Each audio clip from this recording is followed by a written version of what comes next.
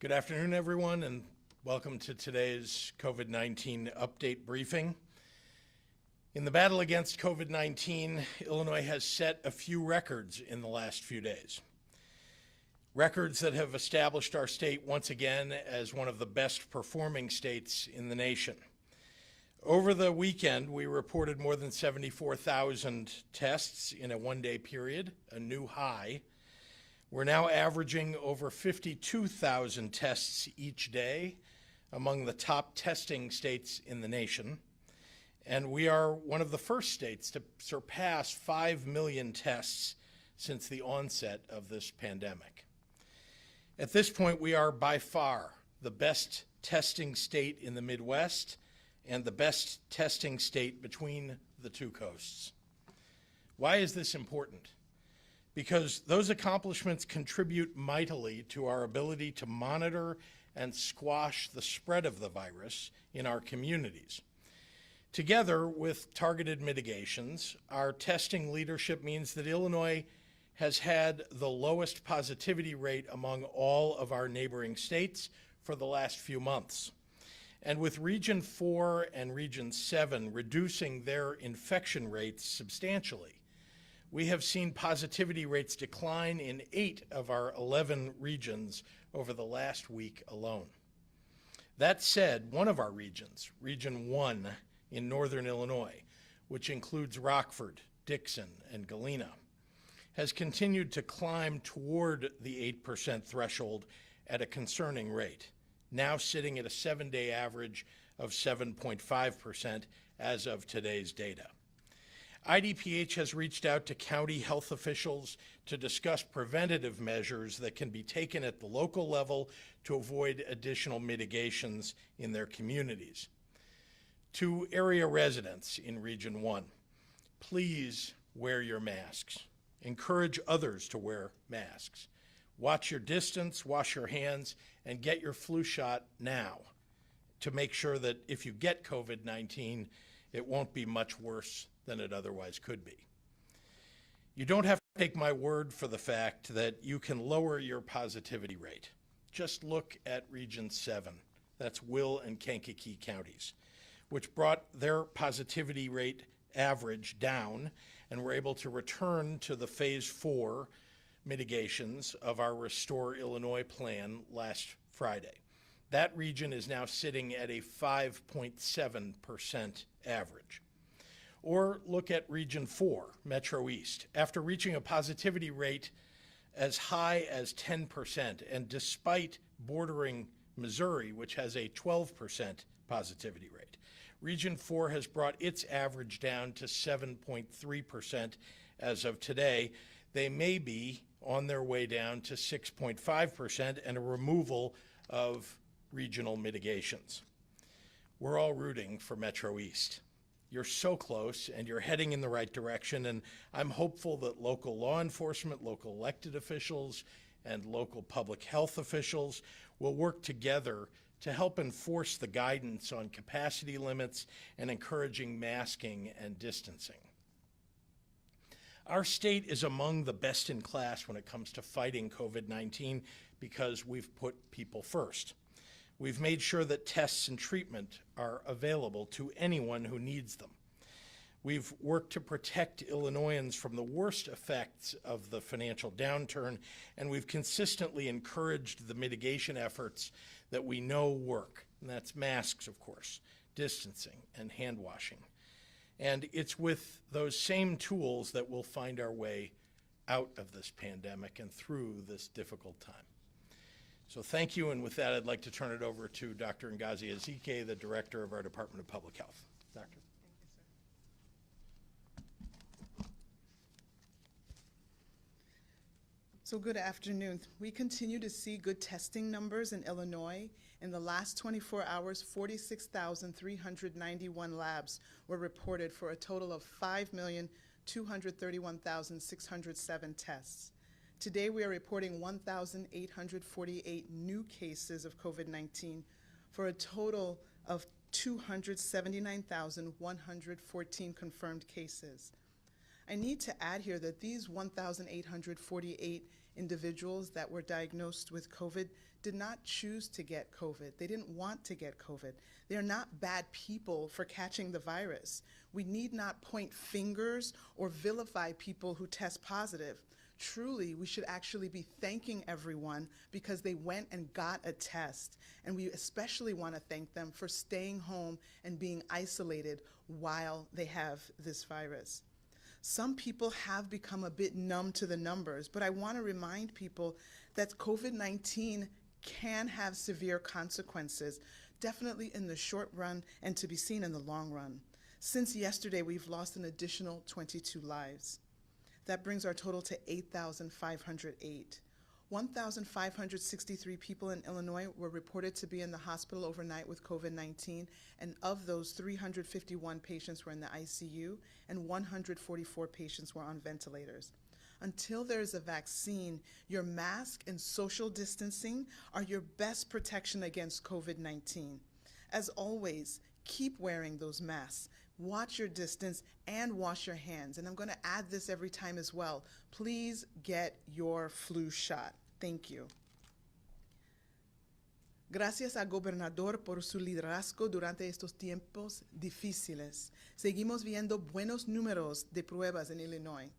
Hoy informamos 1,848 casos nuevos de COVID-19 aquí en Illinois para un total de más de 279,000 casos confirmados. Debo decir aquí que estas personas no querían enfermarse con COVID-19. No debemos ser malos y tratar a estas personas de manera diferente. Realmente debemos agradecer a cada uno de ellos para hacerse una prueba y especialmente agradecer por permanecer aislado para que otros no se infecten. Algunas personas se han vuelto un poco insensibles a los números, pero quiero recordarle a la gente que COVID-19 puede ser mortal.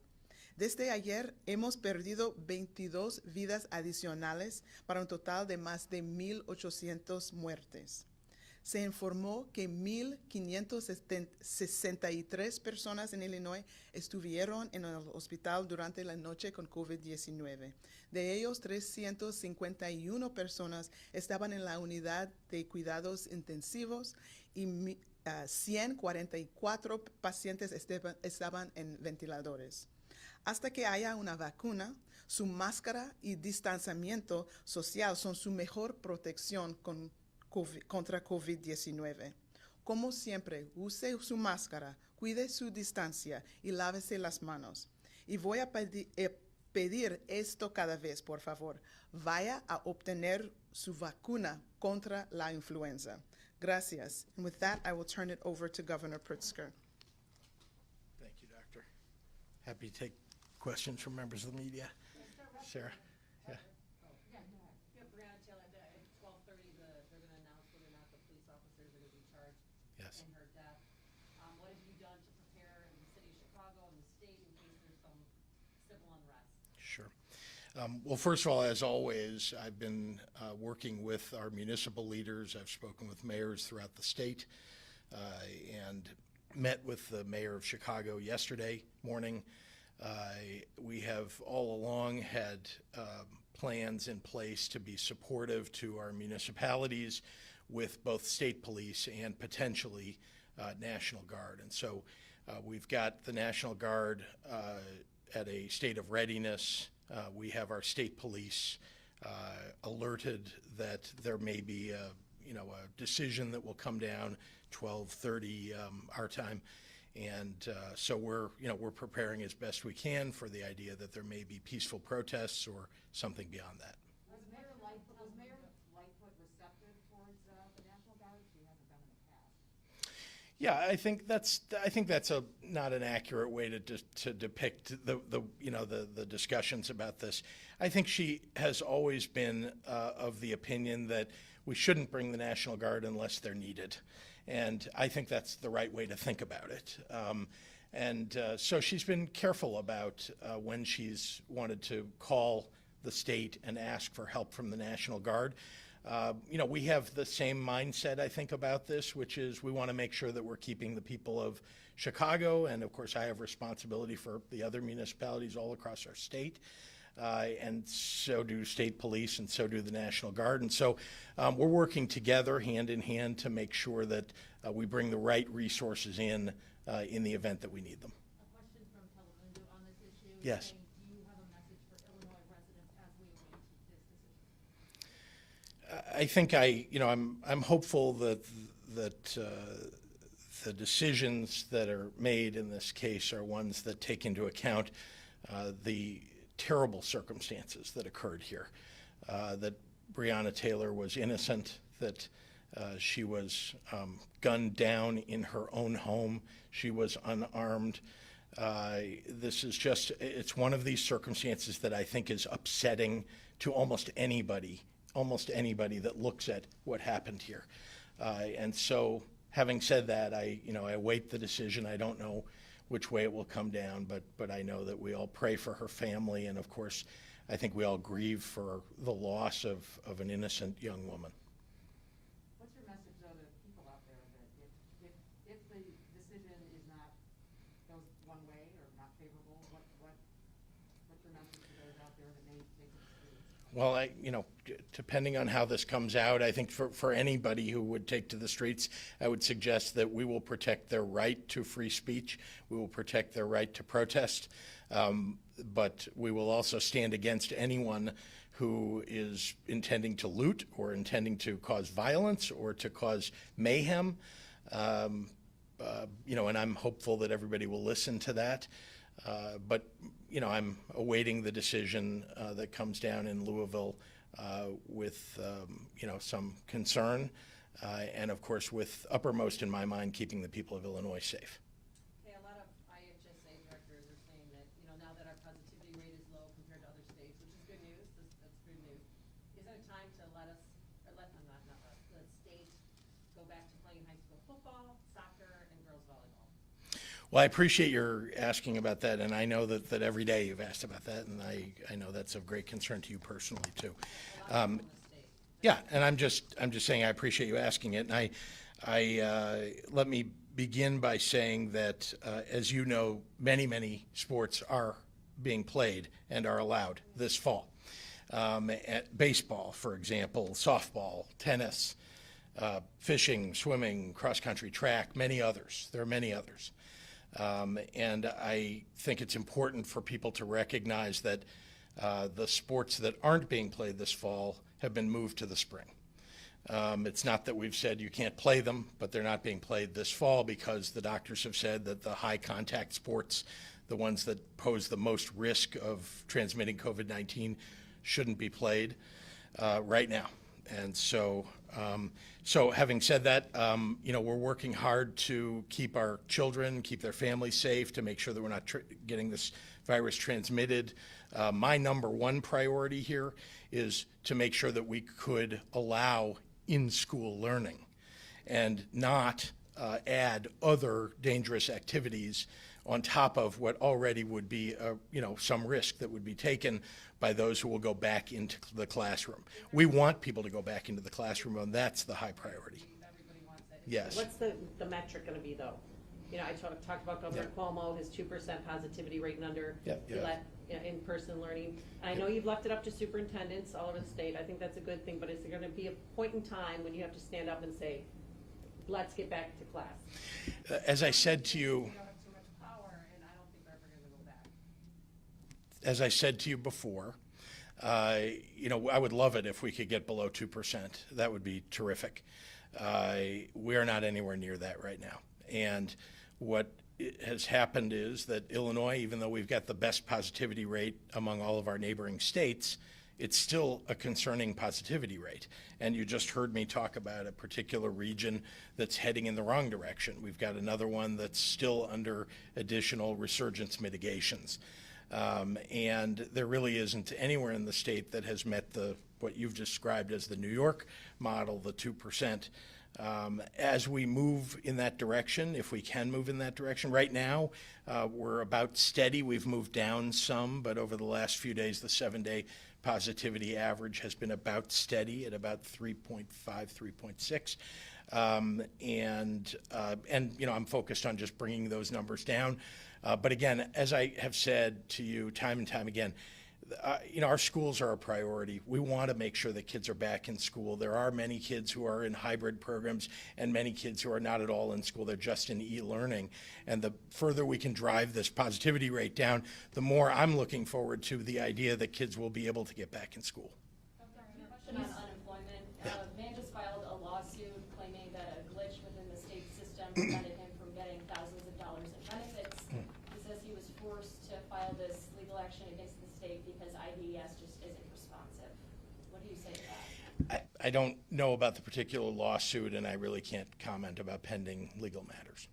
You say we're the best testing state. So do you see a time where we can get every kid tested so they can get back to school on a regular basis? I mean, because it could take forever for that positivity rate to get down to 2%. Well, it's happened in other states. You know, it's not, when you say forever.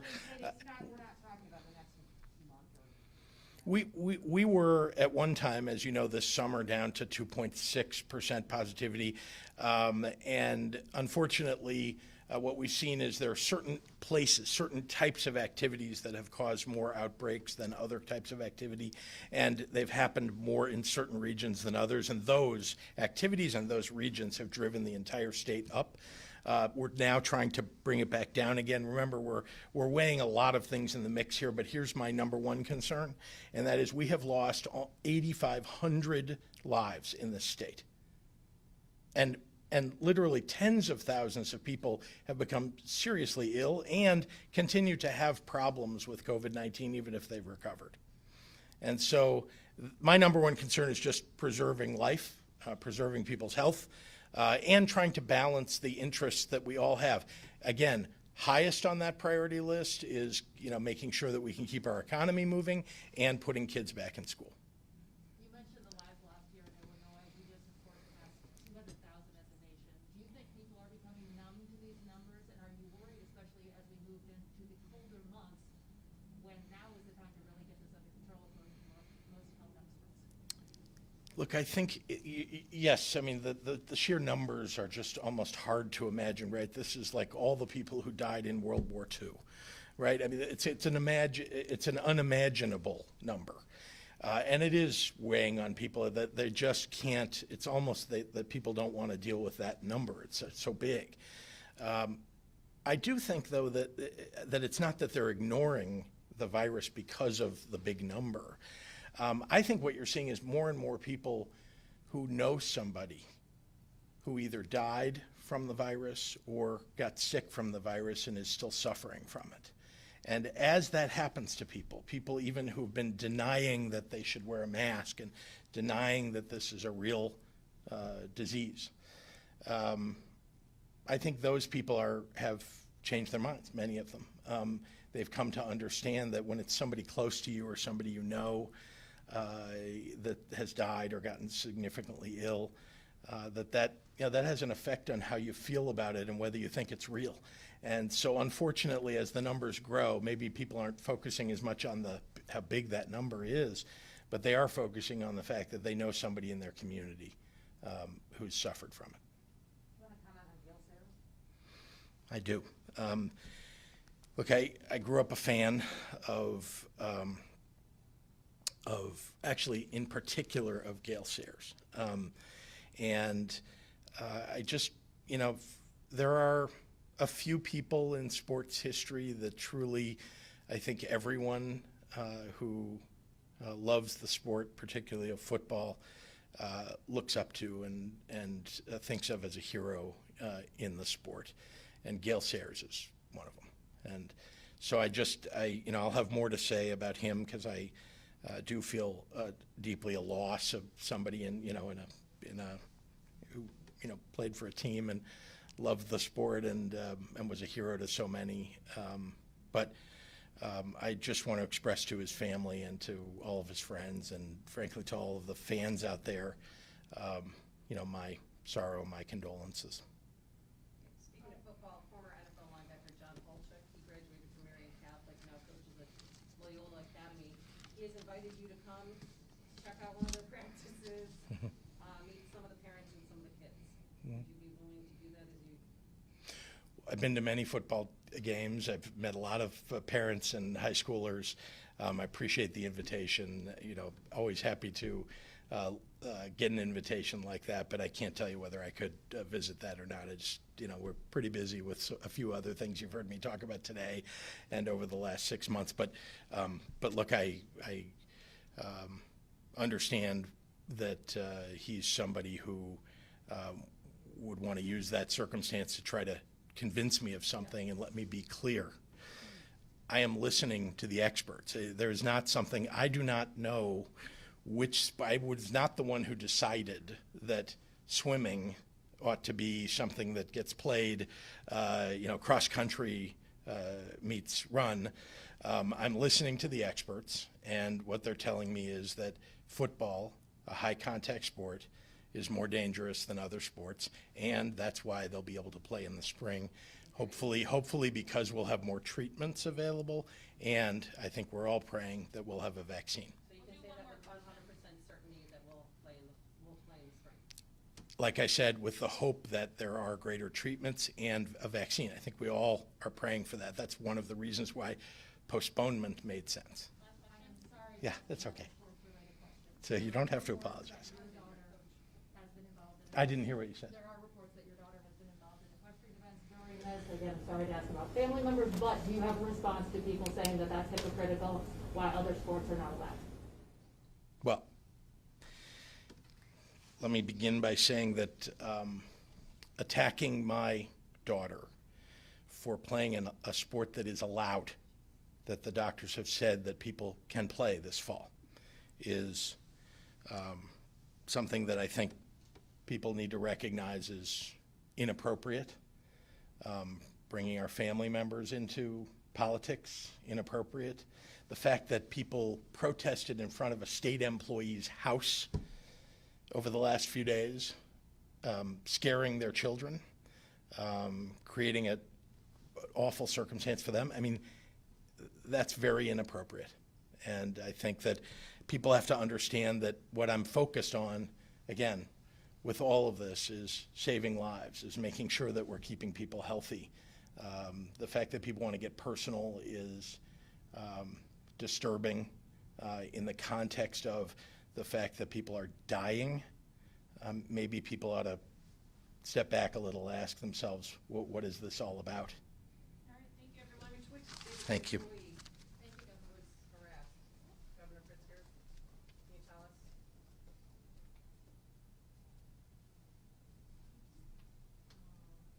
Who was it? Who was it? I saw it the other day.